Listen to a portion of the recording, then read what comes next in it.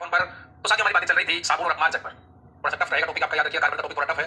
थोड़ा सा हम डिटेल में इसलिए पढ़ा रहा हूं मैं क्योंकि कक्षा 10 की जो पुरानी किताबें थी उसमें पूरा डिटेल से दिया हुआ है और वहीं तक हम बातें कर रहे हैं। तो हमारी बातें चल रही थी साबुन और अपमार्जक पर और मैंने आप लोगों को बताया था कि जो साबुन होते हैं, साबुन जो होते हैं वो उच्च वसा अम्लों के सोडियम व पोटेशियम लवण होते हैं।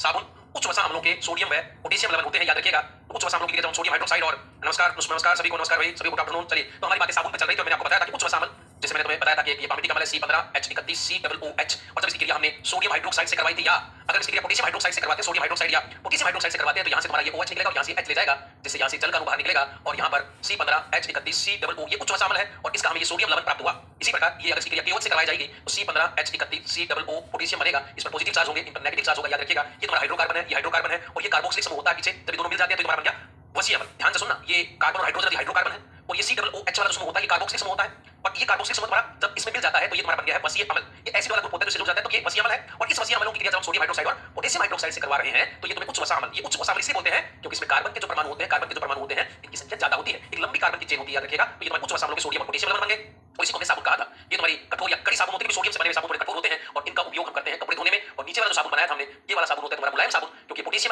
थोड़ा मुलायम धातु होता है, याद रखिएगा। तो पोटेशियम से बना हुआ साबुन जो होगा वो तुम्हारा मुलायम साबुन होगा और इसी साबुन का जो उपयोग है हम नहाने में करते हैं। और अगर तुम इस साबुन में थोड़ा सा रेजिन मिला देते हो, कार्बोहाइड्रेट का पदार्थ होता है, रेजिन मिला देते हो तो इससे झाग ज्यादा बनते हैं, झाग ज्यादा बनते हैं तो कई बार इसका उपयोग तुम हाथ धोने में भी कर लेते हो, याद रखना, हजामत बनाने में भी कर लेते हो। और साथ साथ अगर थोड़ा सा इसमें ग्लिसरीन मिला देते हैं, हम इसमें ग्लिसरीन मिला देते हैं तो ये ग्लिसरीन देखो रेजिन झाग ज्यादा बनाएगा, तो तुम्हारा ये रेजिन होता है ये झाग ज्यादा बनाता है और ग्लिसरीन जो होगा वो झाग को सूखने भी नहीं देगा। तो सेविंग जो साबुन होती है, सेविंग की जो क्रीम बन जाती है, उन क्रीमों के अंदर रेजिन के साथ ग्लिसरीन भी मिलाया जाता है, जिससे झाग ज्यादा बनते हैं और वो सूखते भी नहीं है। तो ये थोड़ी बात आपको याद रखनी है। इसके अलावा मैंने क्या बताया था, साबुन में नमक भी मिलाया जाता है, याद रखना। साबुन में नमक इसलिए मिलाया जाता है साबुन आराम से खिसता रहे और झाग बनते रहे, खिसता रहे और झाग बनते रहे, इसलिए तुम्हारा नमक मिलाया जाता है। ये बात याद रखनी है। साबुन में झाग इसलिए या नमक इसलिए मिलाया जाता है ताकि साबुन जो हल्का सा खिसता रहे, क्योंकि जो सोडियम से बना हुआ साबुन बहुत ज्यादा कठोर हो जाएगा और जब उसको कपड़ों पर लगाओगे तो घिसेगा नहीं, इसलिए हल्का सा उसमें नमक मिला दिया जाता है। तो नमक मिलने से वो थोड़ा घिसने लग जाता है और झाग प्रॉपर देता है। अच्छा, इसके अलावा अगर साबुन को पूर्णतः पारदर्शी बनाना है, पूर्णतः पारदर्शी बनाना है तो उसमें ग्लिसरीन मिला दो, भाई ग्लिसरीन मिला दो, ये लो ग्लिसरीन मिल गया। तो ग्लिसरीन से बने हुए साबुन जो होते हैं वो पारदर्शी होते हैं। अगर बहुत पूर्णतः मात्रा में ग्लिसरीन मिलाया जाता है तो ग्लिसरीन से बने हुए जो साबुन होते हैं वो पारदर्शी होते हैं, उसके आर पार देखा भी जा सकता है। तो ग्लिसरीन से बने हुए साबुन पारदर्शी होते हैं। अच्छा, कई बार तुमने देखा होगा कि साबुन जब तुम्हारी आंखों में चली जाती है तो उसमें जलन होती है, तो जलन होने का कारण सिर्फ और सिर्फ यही कार्बोक्सिलिक समूह होता है, इसी कार्बोनिक समूह अम्ल होता है और जब आंखों में जाता है तो इस वजह से हल्की सी हमारी आंखों में जलन होती है। तो जो साबुन हमारी आंखों में चली जाती है कई बार उसका जलन होने का कारण यही तुम्हारा कार्बोक्सिलिक जो ग्रुप होता है, इसी वजह से हमारी आंखों में आंसू आ जाते हैं या जलन होती है आंखों के अंदर। तो ये कहानी थी तुम्हारी साबुन की। तो साबुन दो प्रकार के थे, कठोर साबुन और तुम्हारा मुलायम साबुन। तो ये हमारी बातें यहाँ तक कल हो गई थी, मैं थोड़ा सा रिपीट करवा रहा था आप लोगों को। अब ये कहानी है आगे और बढ़ाता हूं मैं। साबुन के अंदर दो प्रकार की संरचना होती है, साबुन की संरचना में दो भाग होते हैं, ये इंपॉर्टेंट है। जैसे मान लो तुम्हारा ये साबुन है C15H31COONA, ये आपका साबुन है, ये साबुन है, इस पर नेगेटिव चार्ज है, इस पर पॉजिटिव चार्ज है। ये लंबी कार्बन की चेन, ये लंबी कार्बन की चेन है। इस लंबी कार्बन की चेन को हम ऐसे भी लिख सकते हैं, 15 कार्बन ऐसे करके हम अगर 15 कार्बन बनाए और अंत में जो CW है वो ऐसे लिखा जाता है COONA। इस Na पर प्लस चार्ज होता है, इसमें माइनस चार्ज होता है। तो ये 15 कार्बन वाली जिसके साथ हाइड्रोजन जुड़े होते हैं, जिनके साथ हाइड्रोजन जुड़े होते हैं, जिनके साथ हाइड्रोजन जुड़े होते हैं, एक लंबी चेन है। ये एक लंबी चेन है, याद रखिएगा। ये हाइड्रोकार्बन की चेन है, ये हाइड्रोकार्बन की चेन है, इसमें कार्बन और हाइड्रोजन। इसके बाद ये तुम्हारा समूह जो है वो कार्बोक्सिलिक अम्लों का सोडियम लवण है, ये कार्बोक्सिलिक अम्लों का सोडियम लवण है। इनके ऊपर नेगेटिव चार्ज दिख रहे हैं आपको, ये पूरा ग्रुप जो है वो चार्ज वाला होता है, प्लस माइनस चार्ज होता है। इस वाले भाग पर किसी प्रकार का कोई चार्ज नहीं होता है, ना नेगेटिव चार्ज है ना पॉजिटिव चार्ज है। जब इस पर पॉजिटिव नेगेटिव चार्ज नहीं है तो ये अध्रुवीय शिरा होता है, ये तुम्हारा अध्रुवीय शिरा होता है और ये वाला शिरा तुम्हारा ध्रुवीय शिरा होता है, ये ध्रुवीय शिरा होता है। ये लोग ध्रुवीय सिरे, तो तुम्हारे साबुन में दो प्रकार के सिरे मिलते हैं, एक अध्रुवीय सिरा होता है और एक ध्रुवीय सिरा होता है। जो कार्बोक्सिलिक अम्लों वाला जो ये सोडियम लवण का सिरा है ये ध्रुवीय सिरा है और ये वाला सिरा तुम्हारा अध्रुवीय सिरा होता है, याद रखिएगा। जो तुम्हारा अध्रुवीय सिरा होता है ये वाला अध्रुवीय सिरा है और ये ध्रुवीय सिरा जो होता है वो जल पर जल की तरफ आकर्षित होता है, क्योंकि जल जो होता है तुम्हारा, ध्यान से सुनना, इस जल का सूत्र इस प्रकार लिखा जाता है, इस प्रकार लिखा जाता है। इस जल के ऊपर नेगेटिव चार्ज आ जाता है, यहाँ पे पॉजिटिव चार्ज आ जाता है। तो जल पर भी नेगेटिव और पॉजिटिव चार्ज होते हैं, इस वजह से जल भी तुम्हारा ध्रुवीय विलायक है, जल घुलने वाला होता है, ये ध्रुवीय होता है, तो ये ध्रुवीय विलायक होता है। और विज्ञान में, रसायन विज्ञान में याद रखना, ध्रुवीय चीजें ध्रुवीय चीजों में घुलती हैं और अध्रुवीय चीजें अध्रुवीय चीजों में घुलती हैं। ध्यान से सुनना, ये जो ध्रुवीय चीजें होती हैं जिनमें पॉजिटिव नेगेटिव चार्ज होता है वो नहीं, पॉजिटिव नेगेटिव वाली चीजों में जाकर घुलते हैं और अध्रुवीय चीजें होती हैं वो अध्रुवीय चीजों में घुलती हैं। मतलब साबुन को तुम पानी में रखोगे तो साबुन जो होगा वो जल की तरफ, ये वाला सिरा, ये वाला ध्रुवीय सिरा, ये वाला सिरा जो होगा ये जल की तरफ आकर्षित होगा, मतलब ये जल की तरफ आकर्षित होगा। तो जो ध्रुवीय सिरा होता है वो जल स्नेही होता है, जल की तरफ आकर्षित होता है, जल स्नेही है। ये हाइड्रोफिलिक होता है, याद रखिएगा, ये हाइड्रोफिलिक है, ये तुम्हारा हाइड्रोफिलिक होता है, जल स्नेही होता है, जल में घुलता है। अध्रुवीय सिरा होता है वो जल से दूर भागता है, दूर भागने का मतलब होता है जल विरोधी होता है, जल विरोधी होता है। और जब ये जल विरोधी होता है तो हाइड्रोफोबिक होता है, याद रखना, ये हाइड्रोफोबिक होता है। ये सारी बातें हमारी कल हो गई थी, हाइड्रोफोबिक है, ये हाइड्रोफिलिक होता है। दो प्रकार के सिरे तुम्हारे जल में पाए जाते हैं, हाइड्रोफोबिक और हाइड्रोफिलिक, ये याद रखना है। हाइड्रोकार्बन की जो लंबी चेन है वो हाइड्रोफोबिक है, जल से दूर भागेगी, और ये वाला भाग हमारा हाइड्रोफिलिक है जो जल की तरफ भागेगा, इस पर पॉजिटिव नेगेटिव चार्ज होते हैं। अब एक और बात सुनो, जो तुम्हारी चिकनाई होती है, जो चिकनाई होती है कपड़ों के ऊपर जो चिकनाई लगी होती है वो भी तुम्हारी अध्रुवीय होती है, वो भी तुम्हारी अध्रुवीय होती है। और रासायनिक विज्ञान में मैंने वही बताया कि अध्रुवीय चीजें अध्रुवीय चीजों की ओर आकर्षित होती हैं और ध्रुवीय चीजें ध्रुवीय चीजों की ओर आकर्षित होती है, याद रखना। बस ये बात में याद रखनी है कि तुम्हारे साबुन में दो प्रकार के सिरे हैं, एक अध्रुवीय सिरा, ध्रुवीय सिरा। अध्रुवीय सिरा जल विरोधी होता है और ध्रुवीय सिरा जल से नहीं होता है, यानी हाइड्रोफोबिक होता है और ये हाइड्रोफिलिक होता है। ध्रुवीय चीजें ध्रुवीय चीजों में घुलती है और अध्रुवीय चीजें अध्रुवीय चीजों में घुलती है, बस ये बात याद रखनी है आपको इतनी। अच्छा, इसके बाद देखिएगा, इसके बाद देखिएगा, ये बात मैं कल लिखवा भी चुका हूं तुम लोगों को। अब हमने बात की थी अपमार्जक पर। अपमार्जक क्या, इन्हें साबुन रहित साबुन कहते हैं, मतलब साबुन नहीं है लेकिन फिर भी साबुन का कार्य कर रहे हैं, साबुन नहीं है फिर भी साबुन का कार्य कर रहे हैं, तो इसलिए अपमार्जक है। वो साबुन से अच्छे भी देखा कैसे, अपमार्जक होते क्या है, ध्यान से सुनना। इन्हें साबुन या डिटर्जेंट भी कहते हैं, इन्हें डिटर्जेंट भी कहते हैं, डिटर्जेंट भी कहते हैं, इन्हें साबुन रहित साबुन भी कहते हैं। साबुन रहित साबुन है क्या? सोडियम एल्किल सल्फेट होते हैं। तो ये है तुम्हारे लंबी श्रृंखला वाले सोडियम एल्किल सल्फेट। सोडियम मैं कल लिखवा चुका हूं इसमें, एल्किल सल्फेट है, सोडियम एल्किल सल्फेट है, याद रखिएगा। अभी सोडियम एल्किल सल्फेट कैसे है? तो इसका सूत्र होता है आर, मैंने लिखा था आपको OSO2ONA। ये सोडियम एल्किल समूह है, आर एल्किल समूह होता है और ये सल्फेट होता है। Sodium alkyl sulphate, sodium alkyl sulphate या लंबी श्रृंखला वाले, लंबी श्रृंखला वाले, लंबी श्रृंखला वाले, लंबी श्रृंखला वाले एल्किल बेंजीन सल्फोनेट के सोडियम लवण, सल्फोनेट के सोडियम लवण। ये बात आपको याद करनी ही पड़ेगी, इसको शॉर्ट करनी है। बस अपमार्जक क्या है? तो या तो अपमार्जक के लिए आएगा कि सोडियम एल्किल सल्फेट को हम क्या कहते हैं? अपमार्जक कहते हैं। भैया अपमार्जक का सूत्र होता है, ये याद करना पड़ेगा आपको। दूसरा इससे भी बना जाते हैं तुम्हारे लंबी श्रृंखला वाले एल्किल बेंजीन सल्फोनेट के सोडियम लवण, ये सोडियम लवण होते हैं। अब ये क्या है देखो, तो ये आर है, यहाँ एक बेंजीन ग्रुप जुड़ा होगा साथ में, याद रखना ये बेंजीन ग्रुप जुड़ा होगा, ये बेंजीन ग्रुप जुड़ा हुआ है साथ में। यहाँ पर तुम्हारा होगा आपका SO2 और ONA, ये होता है। अब बात ये है तुम्हारा लंबी श्रृंखला वाले एल्किल, ये एल्किल समूह है, ये बेंजीन समूह, बेंजीन का समूह होता है C6H6 SO2ONA सल्फोनेट का सोडियम लवण। इस पर प्लस आ जाएगा, इस पर माइनस आएगा, इस पर माइनस आएगा, प्लस आएगा। तो साबुन और अपमार्जक में अंतर क्या है? बिल्कुल बिल्कुल अक्षित, मैं आज मिलता हूं, आज मैं पक्का आप पक्का करवा देंगे आपको। ये नोट्स परमाणु वाला टॉपिक है, उसमें मैं नोट्स आपको पक्का दिलवा दूंगा। आज मैं पक्का बात करूंगा, आज 100% आपको आज ही अपलोड करवा दी जाएंगे। मुझे बताइए कि ये जो टफ चीजें आप लोग पढ़ रहे हो, H5 आएगा, राज H5 आएगा, यहाँ H5 आएगा, यहाँ H5 6 नहीं आएगा, 5 आएगा, क्योंकि यहाँ पर एक H निकलेगा। ये SO4 होता है, वहां से H2 निकल जाएगा, यहाँ 5 आएंगे, याद रखिएगा। ये 5 आएगा, यहाँ बेंजीन सल्फेट का 5 आएगा, याद रखिएगा। चलिए बहुत बढ़िया, धन्यवाद। आपको चीजें समझ में आनी चाहिए, टफ चीजें होती है, साइंस इतनी आसान नहीं होती आर्ट के लोगों के लिए। और जो आपके टॉपिक डालेंगे फर्स्ट ग्रेड के अंदर, याद रखिएगा वो टॉपिक थोड़े से टफ रहते हैं और जो एग्जाम होते हैं उसके मुकाबले। तो ये है तुम्हारा अपमार्जक, और ये जो अपमार्जक है इसके अलावा साबुन देखो आप, साबुन साबुन जो मैंने पढ़ाया था, तो मैंने कहा था C15H31 COON, ये तुम्हारा साबुन था, ये तुम्हारा साबुन था कपड़े धोने वाला। और ये अपमार्जक का उपयोग भी हम मोस्टली कपड़ा धोने के लिए करते हैं। अब इन दोनों में C15H31 की जगह मैं लिख सकता हूं R, ये एल्किल समूह लिख सकता हूं। R का मतलब होता है लंबी चेन कार्बन की, लंबी चेन, तो मैं इसकी जगह लिख सकता हूं RCOON। तो ये तो है तुम्हारा प्लस वाला और ये माइनस वाला, ये माइनस वाला, ये प्लस वाला। तो मैं ये भी साबुन को ऐसे लिखा जा सकता है। R का मतलब होता है लंबी कार्बन की चेन, लंबी कार्बन, कितनी लंबी कार्बन की? तो लगभग 15 से 17 कार्बन तक होते हैं। तो ये तुम्हारी कार्बन की लंबी चेन है। तो साबुन को मैं ऐसे भी लिख सकता हूं। तो साबुन में और इसमें क्या अंतर है? देख, यहाँ पर एक तो बेंजीन की चेन एक्स्ट्रा आ गई आपके पास, और यहाँ पर सल्फोनेट लवण होता है। ये देखो, ये सल्फेट होता है SO4 ये वाला, ये सल्फोनेट अलग से पाया जाता है। क्योंकि ध्यान सुनना, साबुन को बनाने के लिए तुम उपयोग में ले रहे थे NaOH क्षार, उपयोग में ला रहे थे, ये क्षार उपयोग में ला रहे थे। लेकिन जब तुम अपमार्जक बनाते हो तो इसके लिए तुम्हें H2SO4 ये अम्ल काम में लेते हो। बस ये अंतर तुम्हें याद होना चाहिए। जब भी हम अपमार्जक का निर्माण करेंगे तो तुम्हारा सल्फ्यूरिक अम्ल से करेंगे। H2SO4 सूत्र होता है सल्फ्यूरिक अम्ल का। और जब भी हम साबुन का निर्माण करेंगे तो क्षार से करेंगे। NaOH का उपयोग कपड़े धोने के साबुन बनाने में कर रहे हैं, और इसका उपयोग हम कर रहे हैं तुम्हारे अपमार्जक में। तो मैं उम्मीद करता हूं कि बात तुम लोगों को समझ में आ गई होगी। अपमार्जक क्या है? सोडियम एल्किल सल्फेट या लंबी श्रृंखला वाले एल्किल बेंजीन सल्फोनेट के सोडियम लवण होते हैं, ये तुम्हारा अपमार्जक है। ये है साबुन का सूत्र। तो साबुन, और अगर मैं इसकी बात करूं तो साबुन में R था, तो यहाँ भी R आ गया है, यहाँ ये अलग है, ये अलग है, और यहाँ पर कार्बोक्सिल समूह था, COONA वाला समूह था यहाँ पर। और बाकी ये एल्किल समूह इसमें भी होता है, इसमें भी होता है, और यहाँ कार्बोक्सिल समूह होता है, यहाँ सल्फोनिक समूह होता है, यहाँ सल्फोनिक समूह होता है, याद रखिएगा। तो ये सोडियम इधर भी इधर भी है। अब देखो तुम लोग, ये जो चाहिए एल्किल समूह, इसमें लंबी कार्बन की चेन कितनी लंबी थी? C15H31, इससे भी ज्यादा था। तो यहाँ पर तो यही आएगी सेम। इसका मतलब अपमार्जक में भी हाइड्रोकार्बन होते हैं, अपमार्जक में भी हाइड्रोकार्बन होते हैं, याद रखना। तो ये जो पूरा सिरा होगा, ये वाला पूरा सिरा होगा, ये वाला भी तुम्हारा अध्रुवीय होगा, बिल्कुल अध्रुवीय होगा, याद रखिएगा। ये वाला सिरा तुम्हारा अध्रुवीय होगा अपमार्जक में।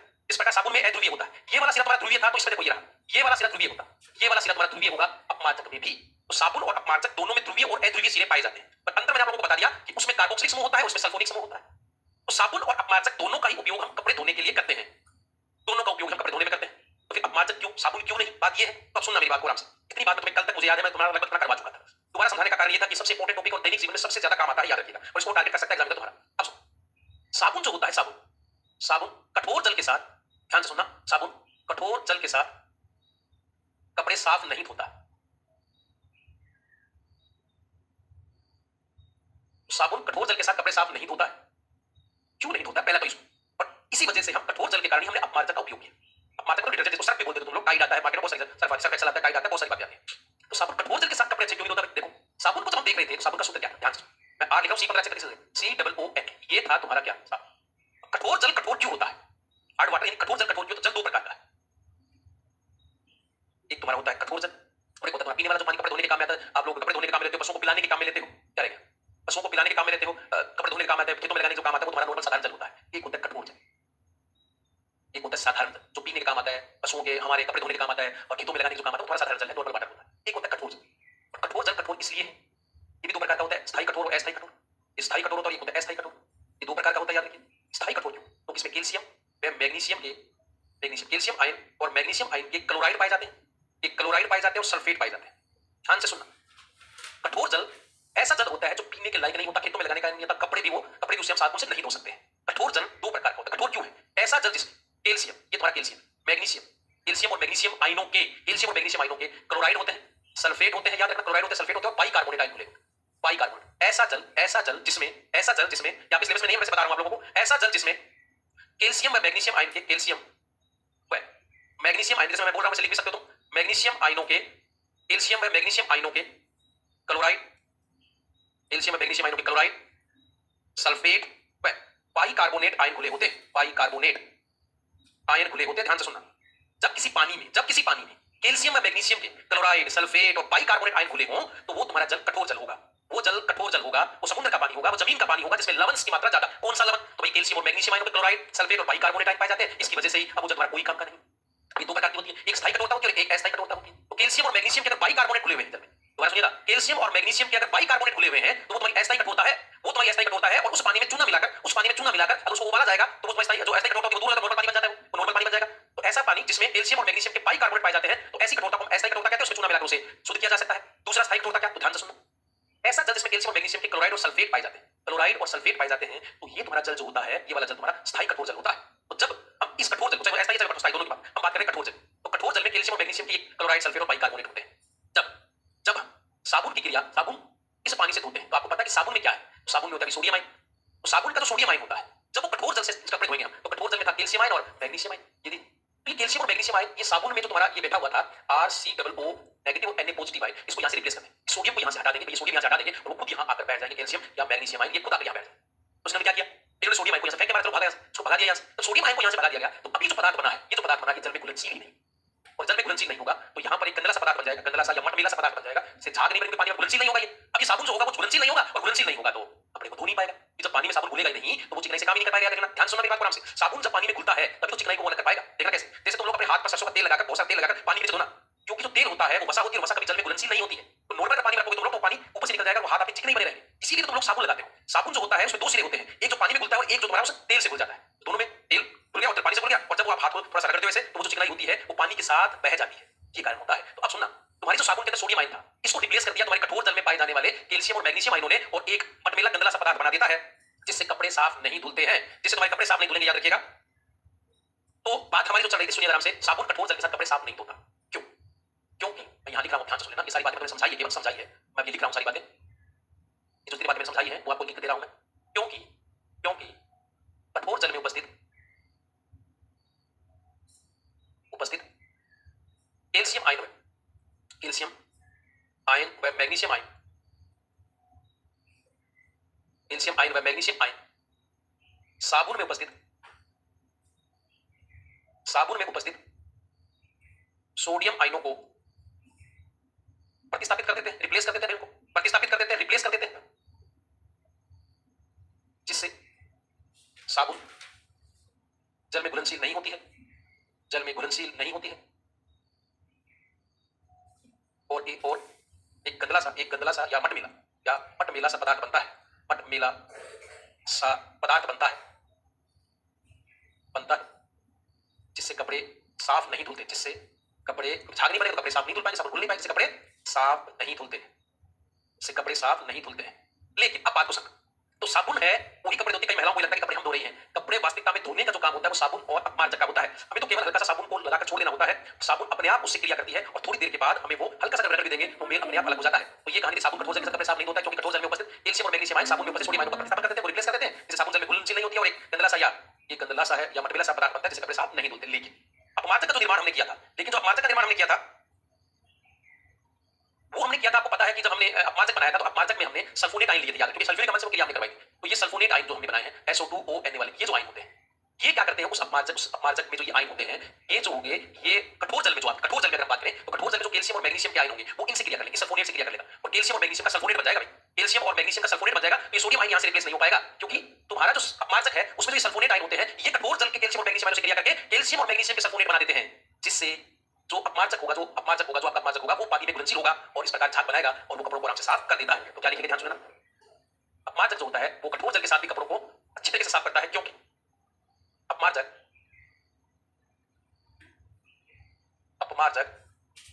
कठोर जल के साथ भी कपड़ों को अच्छी तरह से साफ करता है, क्योंकि कठोर जल में उपस्थित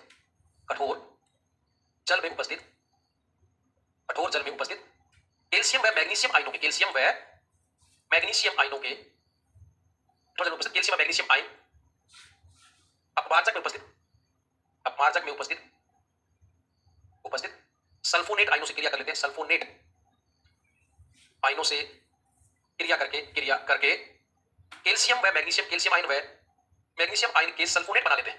ये सल्फोनेट बना लेते हैं। अब इस वजह से जो तुम्हारा साबुन होगा, जो तुम्हारा अपमार्जक होगा, जिससे गंदे झाग वाला पदार्थ नहीं बनता। गंदे झाग वाला जो मटमेला सा पदार्थ, गंदा पदार्थ होता है, गंदे झाग वाला पदार्थ नहीं बनता है। वह कपड़े साफ धुल जाते हैं। याद रखिएगा, जब ये कपड़े साफ धुल जाते हैं। इसी वजह से अपमार्जक को हम साबुन रहित साबुन भी तो कहते हैं, इन्हें डिटर्जेंट भी कहते हैं और इन्हें साबुन रहित साबुन भी कहते हैं, क्योंकि साबुन ना होते हुए भी ये साबुन का कार्य करते हैं। और अपमार्जक को बनाने के लिए, याद रखिएगा, अपमार्जक को बनाने के लिए हम सल्फ्यूरिक अम्ल काम में लेते हैं। और इस सल्फ्यूरिक अम्ल से ये जो सल्फोनेट आयन होते हैं, ये तो कठोर जल के कैल्शियम और मैग्नीशियम आयन से क्रिया कर लेंगे और कैल्शियम और मैग्नीशियम का सल्फोनेट आयन बन जाएगा, जिससे कि तुम्हारा अब ये वाला सोडियम आयन वैसे रहेगा और इस वजह से तुम्हारा वो जो अपमार्जक होगा वो आराम से पानी में घुलनशील होकर कपड़ों को आराम से साफ कर पाएगा। तो उम्मीद करता हूं कि तुम लोगों को ये बात समझ में आई होगी। तो ये बातें होगी आपकी साबुन और अपमार्जक। अब है कि क्रियाविधि कैसे होती है, साबुन की क्रियाविधि, अपमार्जक की क्रियाविधि कैसे करना है। तो ये भी आपके पेपर में आता है, याद रखना साबुन की क्रियाविधि। बस आपको एक शब्द याद होना चाहिए कि साबुन मिसेल बनाकर कपड़ों को धोता है। साबुन जो है या जो भी अपमार्जक होगा, साबुन या अपमार्जक, ध्यान सुनना, साबुन या अपमार्जक साबुन व या अपमार्जक मिसेल बनाकर कपड़ों की सफाई करते हैं। मिसेल बनाकर, बस ये याद करना, ये मिसेल बनाकर कपड़ों की सफाई करते हैं। मिसेल बनाकर करते हैं, याद रखिएगा, मिसेल बनाकर। अब मिसेल कैसे, अब बात को समझना है, बस ये थोड़ा सा आपको समझ में आना चाहिए। जैसे मैंने आप लोगों को बताया था कि RCOONA ये है आपका एक साबुन, ये साबुन है।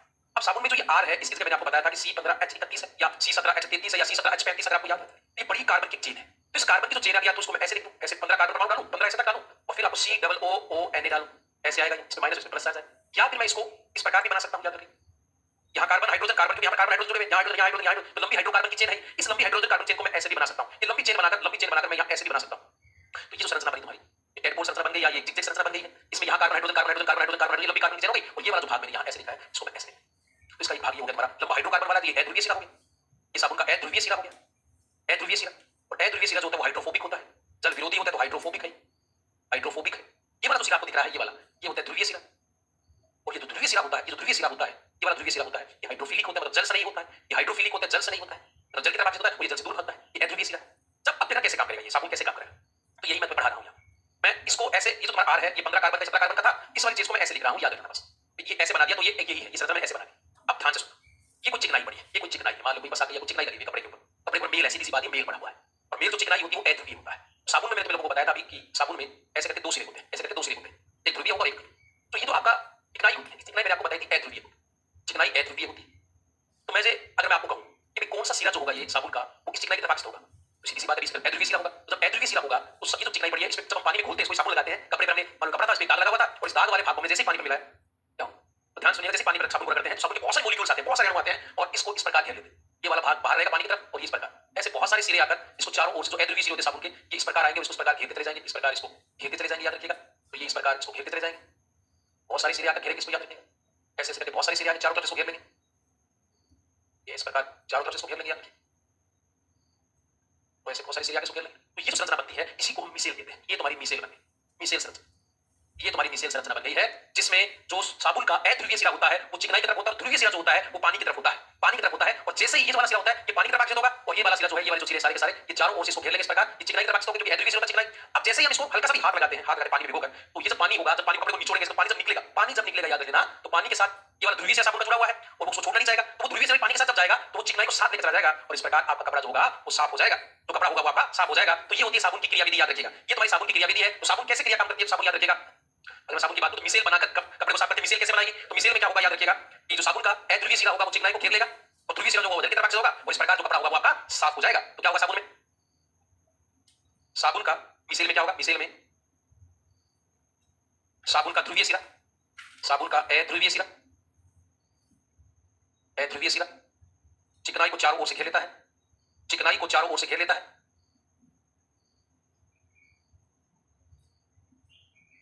घेर लेता है तथा ध्रुवीय सिरा जल की तरफ आकर्षित होता है, आकर्षित होता है। इस प्रकार साबुन या अपमार्जक, जो भी तुम्हारा अपमार्जक रहेगा, इस प्रकार साबुन व अपमार्जक साबुन व अपमार्जक मिसेल बनाकर कपड़े की सफाई करते हैं। मिसेल बनाकर कपड़े की धुलाई या सफाई करते हैं। धुलाई या सफाई करते हैं, याद रखें, सफाई करते हैं। इस प्रकार ये साबुन की तुम्हारी क्रियाविधि होती है। तो जिन लोगों को लगता है कि कपड़े हम धोते हैं या जिन महिलाओं को ये लगता है कि कपड़े हम धोती हैं, तो वो याद रखिएगा, कपड़े पर हम केवल जोर लगाते हैं। धोने का काम साबुन या अपमार्जक का होता है। यही तो कारण होता है कि जब हम कपड़े को धोएं, उसको पहले सर्फ में या साबुन को लगाकर कुछ देर के लिए छोड़ दीजिए, ताकि वो साबुन मिसेल बना सके, इस चिकनाई को घेर सके, उस मेल को घेर सके। उसके बाद हल्का सा तरफ जोर लगा देते हैं, तो वो जो कपड़े में से मेल होगा या चिकनाई होगी, वो बाहर निकल जाएगी।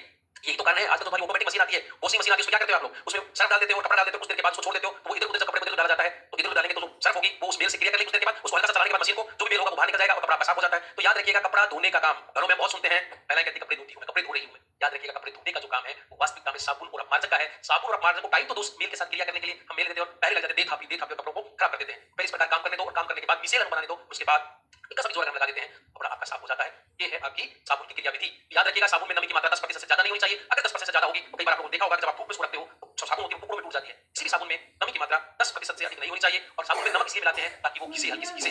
सोडियम मिलाने से साबुन इतनी कठोर हो जाएगी कि वो कपड़ों पर एक तरीके से घिस नहीं पाएगी। इसीलिए इसमें हल्का सा नमक मिला देते हैं, साबुन घिसना शुरू हो जाती है। अगर साबुन में रेजिन मिला दो तो अधिक मात्रा में छाग बनाता है। साबुन को पारदर्शी अगर हमें बनाना है तो उसमें ग्लिसरीन मिला देते हैं। इसके अलावा अगर मैं कल आपको बताया था कि जो तुम्हारी साबुन होती है, साबुन में जो सह उत्पाद होते हैं, मैंने आपको बताया था कि यदि साबुन तुम्हारी बन रही है बसीय अम्लों से, बसीय अम्ल से साबुन अगर हम बना रहे हैं, तो याद रखना इससे तुम्हारा जल बनेगा और जल बनने के बाद अगर तुम्हारी बसा है केवल बसा या बसीय अम्ल से बनने के बाद जल बनेगा, जल के साथ ग्लिसरॉल मुख्य उत्पाद जो होगा वो ग्लिसरॉल होगा।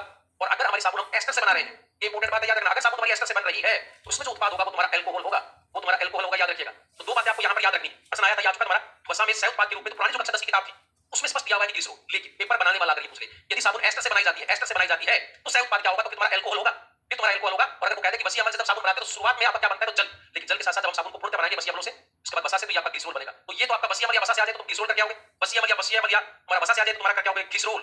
और अगर एस्टर से आता है तो तब हम करके आएंगे कि एल्कोहल बनता है सह उत्पाद के रूप में। ये दो बातें आपको याद रखनी है, ये मैं कल लिखवा चुका हूं। तो इस प्रकार ये हमारा साबुन और अपमार्जक का टॉपिक अब कंप्लीट होता है। अब हम शुरू कर रहे हैं हमारे कार्बनिक यौगिक। याद रखिएगा, उम्मीद करता हूं साबुन और अपमार्जक आप लोगों को पूर्ण समझ में आ रहे होंगे। अब हम आगे बढ़ रहे हैं और हम बात कर रहे हैं अंतिम पड़ाव पर आएंगे। याद रखिएगा, कार्बनिक यौगिक शुरू कर रहे हैं। याद रखना, कार्बनिक यौगिक, विभिन्न प्रकार के कार्बनिक यौगिक हैं और कार्बनिक यौगिकों में पहला जो यौगिक मैं यहां शुरू कर रहा हूं वो है कार्बन के ऑक्साइड। कार्बन के दो ऑक्साइड की हम चर्चा करेंगे। यहाँ कार्बन के ऑक्साइड में हम दो ऑक्साइड की चर्चा करेंगे। कार्बन के ऑक्साइड हम स्टार्ट कर रहे हैं। कार्बनिक यौगिक 30-32 यौगिक होंगे, याद रखिएगा। इसमें सबसे पहले जो हम स्टार्ट कर रहे हैं कार्बन के ऑक्साइड में, तो पहला है इधर कार्बन मोनोऑक्साइड। कार्बन मोनोऑक्साइड पहला है आपका कार्बन मोनोऑक्साइड। ये तुम्हारा कार्बन का मोनोऑक्साइड है। कार्बन मोनोऑक्साइड शुरू कर रहे हैं। याद रखिएगा, कार्बन के यौगिकों में हम स्टार्ट कर रहे हैं आपका कार्बन मोनोऑक्साइड। अभी कार्बन मोनोऑक्साइड बनता कैसे है, पहले जब कार्बनिक पदार्थों को वायु का मतलब यहां ऑक्सीजन से है, वायु की सीमित मात्रा में जलाते हैं। सीमित का मतलब कम। अगर कहीं पर ऑक्सीजन कम है और कोई चीज जल रही है तो याद रखिएगा हमेशा कार्बन मोनोऑक्साइड बनेगा, हमेशा कार्बन। अगर वायु की पर्याप्त मात्रा में जल रहा है कोई भी पदार्थ तो कार्बन डाइऑक्साइड बनेगा। फिर रिपीट कर रहा हूं, यदि तुम किसी भी कार्बनिक पदार्थ को वायु की अधिकता में जलाते हो तो कार्बन डाइऑक्साइड बनेगा। और अगर किसी भी कार्बनिक पदार्थ को वायु की सीमित मात्रा में जलाते हैं, कम मात्रा में जलाते हैं, तो कार्बन मोनोऑक्साइड बनेगा। वायु की सीमित मात्रा में जलाने पर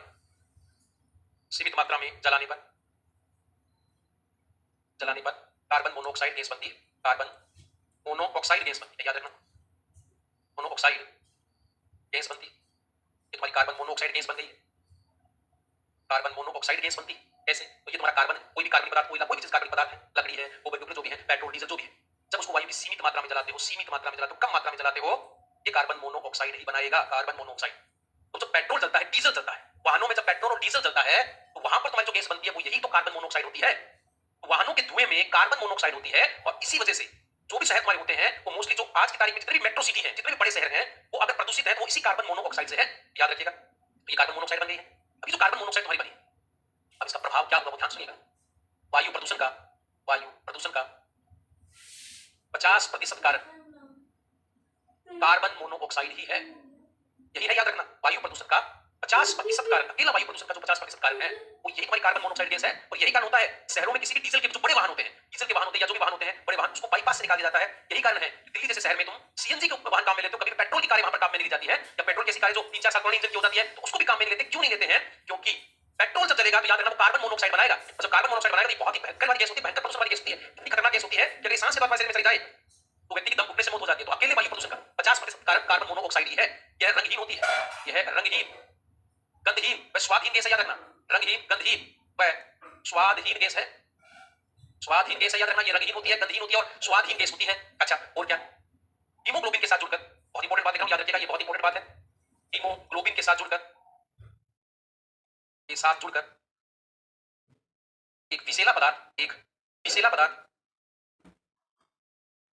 कार्बोक्सी हीमोग्लोबिन बनाता है, कार्बोक्सी हीमोग्लोबिन, कार्बोक्सी हीमोग्लोबिन। तो ध्यान सुनना, हीमोग्लोबिन से जुड़कर एक विशेष पदार्थ कार्बोक्सी हीमोग्लोबिन बनाती है, जिससे दम घुटने से व्यक्ति की मौत हो जाती है, दम घुटने से व्यक्ति की मौत हो जाती है, मौत हो जाती है।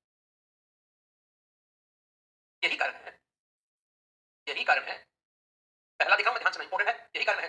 पहला, बंद कमरे में अंगीठी जलाकर सोने से, बंद कमरे में अंगीठी, अंगीठी का मतलब कोयला जब चल रहा होता है तो देखा होगा कि बहुत सारे गांव के अंदर हमारे अंदर तो सर्दियां होती हैं, तो सर्दियों में हम पटल के अंदर कोयले डालकर उसको हल्का हल्का गर्म करने के लिए कमरे को छोड़ देते हैं और कमरा बंद कर देते हैं। अगर उस कमरे में रोशनदान नहीं है या कोई छोटी मोरी नहीं है, ध्यान से सुनना इस बात को, तो कमरे का जब गेट बंद हो जाता है तो जितनी ऑक्सीजन होती है वो ऑक्सीजन कम मात्रा में पहुंचेगी कोयले के पास, और कोयला जब हल्का हल्का चलेगा, सीमित मात्रा में जब कोयला चलेगा तो वहां पर वो कार्बन मोनोऑक्साइड बनाएगा, और वो कार्बन मोनोऑक्साइड जब घर के लोग सो जाते हैं उस कमरे के अंदर, तो वो कार्बन मोनोऑक्साइड की गैस उसके शरीर में चली जाती है और हीमोग्लोबिन से जुड़ जाती है, और हीमोग्लोबिन से जुड़कर वो कार्बोक्सी हीमोग्लोबिन नाम का ये पदार्थ बनाती है, याद रखिएगा। और इसी पदार्थ के कारण व्यक्ति की चारपाई पे पड़े पड़े दम घुटने से मौत हो जाती है, वो खड़ा भी नहीं हो पाता, याद रखिएगा, खड़ा भी नहीं होता, वो खड़ा होना चाहता भी होगा तो भी खड़ा नहीं हो पाता, और चारपाई पे पड़े व्यक्ति की मौत हो जाती है। पिछली बार चूरू के अंदर इस प्रकार की घटना हुई तो एक परिवार के 6 लोग उसमें मारे गए, याद रखिएगा। ये बंद कमरे में अंगीठी जलाकर, अंगीठी जलाकर सोने से मौत होने का कारण कार्बोक्सी हीमोग्लोबिन है, से मौत होने का कारण, मौत होने का कारण कार्बोक्सी हीमोग्लोबिन है, जो कार्बन मोनोऑक्साइड से तो बनता है, कार्बोक्सी हीमोग्लोबिन है, हीमोग्लोबिन है। ये बात आपको याद रखनी, कौन सा रसायन बनता है, तो कार्बन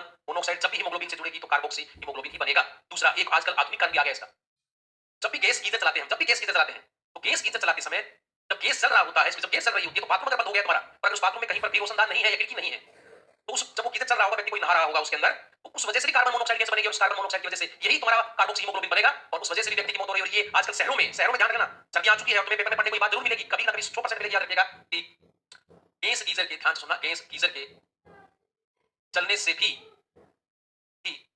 कार्बन मोनोऑक्साइड गैस बनती है,